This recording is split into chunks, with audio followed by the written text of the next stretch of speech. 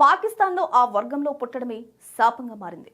షియా ముస్లింలను చంపడమే లక్ష్యంగా ఉగ్రదాడులు, బాంబు బ్లాస్టులు జరుగుతున్నాయి.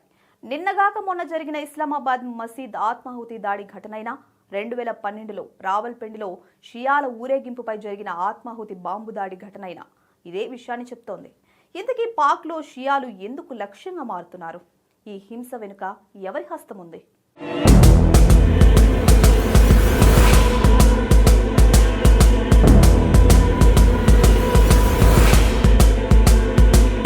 పాకిస్తాన్లో షియాలు ఎందుకు లక్ష్యంగా మారుతున్నారు అన్న ప్రశ్నకు ఒక్క కారణమూ లేదు.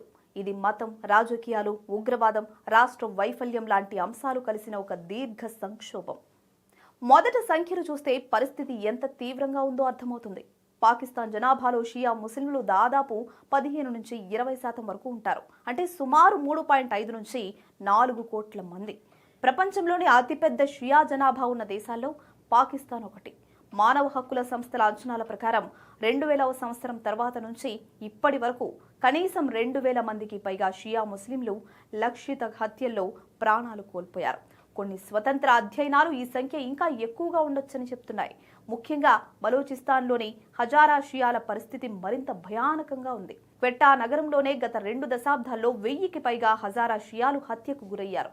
ఈ హింస వెనుక ప్రధానంగా సున్నీ అతి తీవ్రవాద సంస్థలే ఉన్నాయి.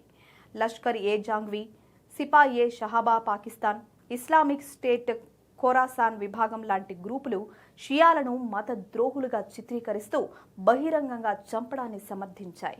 ఇవి కేవలం మాటలకే పరిమితం కాలేదు. మసీదులు, ఇమాంబారాలు, అఘారా ఊరేగింపులు, అంత్యక్రియలు కూడా దాడుల లక్ష్యాలయ్యాయి. 2012లో రావల్పిండిలో అఘారా ఊరేగింపుపై జరిగిన ఆత్మాహుతి దాడిలో 20 మందికి పైగా షియాలు చనిపోయారు. 2013లో క్వెట్టాలో జరిగిన 2 భారీ బాంబు పేలుళ్లలో దాదాపు 200 మంది హిజారా షియాలు ప్రాణాలు కోల్పోయారు. 2015లో షికార్పూర్ మసీదు దాడిలో 60 మందికి పైగా మరణించారు. 2017లో పరాచినార్ మార్కెట్ బాంబు దాడిలో 75 మంది చనిపోయారు. ఇవి కొన్ని ఉదాహరణలు మాత్రమే.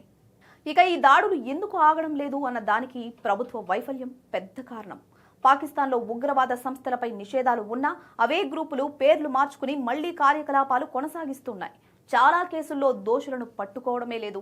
ఒకవేళ పట్టుకున్నా శిక్ష పడడం లేదు. దీంతో దాడులు చేసే వారికి భయం లేకుండా పోయింది. మరోవైపు ఈ దాడులకు మరో ప్రధాన కారణం ప్రాంతీయ రాజకీయాలు. సౌదీ అరేబియా, ఇరాన్ మధ్య మతాధారిత శక్తి పోరు పాకిస్తాన్ లోపల ప్రతిబింబిస్తోంది. సున్నీ తీవ్రవాద గ్రూపులకు విదేశీ మద్దతు లభిస్తోంది అన్న అనుమానాలు కూడా ఉన్నాయి. దీనిపై పాకిస్తాన్ ప్రభుత్వం స్పష్టంగా చర్యలు తీసుకోలేకపోయింది. ఇటు భద్రతా పరంగా చూస్తే దీని ప్రభావం దేశమంతా పడుతోంది. ఒక వర్గాన్ని లక్ష్యంగా చేసుకున్న హింస చివరకు మొత్తం సమాజాన్ని అస్థిరంగా మారుస్తుంది.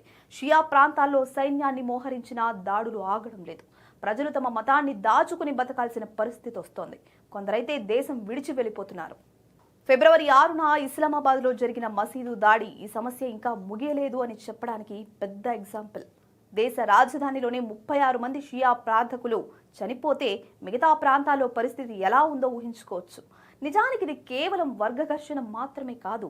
ఇది పౌరుల భద్రతపై ప్రశ్న. ఒక దేశం తన కోట్ల మంది పౌరులను వారి వర్గం కారణంగా రక్షించలేకపోతే అది జాతీయ భద్రతా వైఫల్యమే. పాకిస్తాన్లో షియా ముస్లింలపై కొనసాగుతున్న ఈ లక్షిత హింస ఆ దేశం ఎదుర్కొంటున్న అతిపెద్ద మౌన సంక్షోభాల్లో ఒకటిగా మారిందని చెప్పొచ్చు.